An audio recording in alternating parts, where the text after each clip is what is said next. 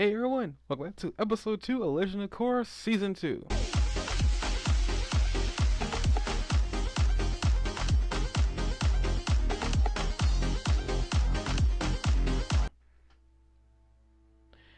Okay guys, this is episode 2. I'm recording this right after episode 1, so I won't be able to read any comments if there's anything you guys want to say. This is Season 2, let's get into it. We start off pretty much with, after, I forgot the last part of part 1, last episode. All I really do know is that Korra gets a new teacher. His name is Unalaq. This is a character we actually a lot of us saw during some previews of the series before when it got released. A lot of us thought, even including me, actually thought it was Tarlok. Actually it's Unalaq, which is not too far from the name Tarlok. So I don't know what they were thinking there. Unalaq is a really spiritual guy. He's a waterbender as well. Another thing we also find out is that Korra is technically from the Northern Water Tribe. Korra is, her father is from the Northern Water Tribe. He was banished. We get a whole explanation about why he was banished. It's very interesting, at the same time really stupid. Didn't really care too much about why he was banished, because he was banished. So understanding why he was banished wouldn't have made a big deal. Interesting information all the same. And then we find out that Unalaq, the main reason why Unalaq even traveled to his brother's home was to help the Southern Water Tribe, because the Southern Water Tribe has apparently been swaying away from the spiritual side of things, to the point where in the first episode, spirits were attacking. This episode, spirits are still attacking. So let's find out Unalaq also has an ability to manipulate spirits.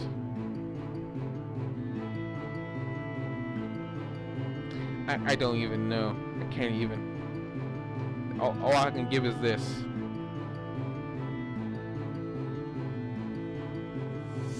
I don't even know. That should be a thumbnail. Oh god. If YouTube picks it as a thumbnail, I'm gonna laugh. But pretty much like Korra's father was banished because he waged a war on their sacred ground, completely wiped it clean. The very same night spirits attacked their land. Pretty much they banished him.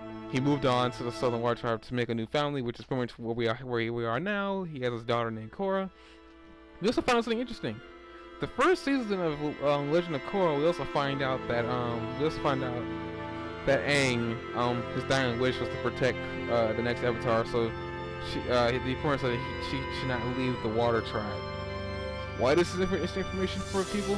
We find out because another thing is we actually seen Aang in the first series. We know how Aang is. We know how crazy and adventurous he is. It bugged me a little bit because it was like, why would Aang tell them to do that? There's no reason for him to do that. Aang went traveling around the freaking world and learned his bending, and the time he was in was way more dangerous than the time that Korra's in. So that it bugged me a little bit, like wow, he would go to such extremes to keep Korra there to learn. We find out in this episode that it wasn't Aang that said that. Actually, it was Korra's father and Tenzin. Tenzin is, if no one knows, Tenzin is Aang's son. This is 70 years in the future, by the way. 70 years and 6 months to be exact. We found that it was actually Tenzin and Tarlok, her father, who I forgot his name. Unalaq reveals this to Korra. Korra gets mad at her father. Korra storms away. That's how Korra responds. Not to sound like a complete dick or anything, but it's pretty much how a girl would react in that situation. No offense to anybody who's a female on my subscriber base. I'm just saying that's pretty much how in animated fashion or even in a sitcom, how the girl reacts to her father keeping secrets from her. In my opinion, I think she should have looked at it from his perspective. She wanted to protect his daughter from being hurt because it's the only family he has besides his wife. Blood family, but related anyway. Unalaq is a spiritual guy. He wants to bring his tribe into the southern tribe back into the spiritual side. He takes Korra, a bunch of her friends, Mako, Bolin, the twins, Desna and Eska, follow along. and we get some hilarity with Bolin and the twins. One of them is a male, by the way, the female. I'm just going to refer to the female of the twins. After Korra had saved the Southern Water Tribe by opening the gates before the solstice, which is the gates between the spiritual world and the human world, move away from each other, because before the solstice, the human world and the spiritual world are connected by one bridge. The Avatar, as we all know, is the bridge that keeps these worlds connected. The portal was closed because it's never been opened. She goes in there, opens the portal, almost gets killed doing it. She comes out. Bolin just completely runs to her, saying, "You did it!" and hugs her. The girl was like, the other girl, I think it's S2E2 was the girl. She freaking water bends the ice around him, around his neck, pulls him away from Korra, and just completely and says, "Why are you engaging in physical contact with another woman?" I found that hilarious because before I didn't explain this too well, but Bolin met them beforehand. Gets to talk to the girl. He was talking there, hitting on her. I guess get some bonus points for that. I don't know. My original thought was that she didn't care about him because she called him a turtle duck and she treated him like a slave. So I don't know why was she so. I wouldn't say jealous, just mad at that. Well, maybe there's gonna be something there later on. I can't say much. At the end of this entire episode, we find out that Unalaq was hiding more than Unalaq had plans for the village, more than we thought he did. We come back at the end of the episode. The entire army of the Northern Water Tribe is down, ready to invade the Southern Water Tribe.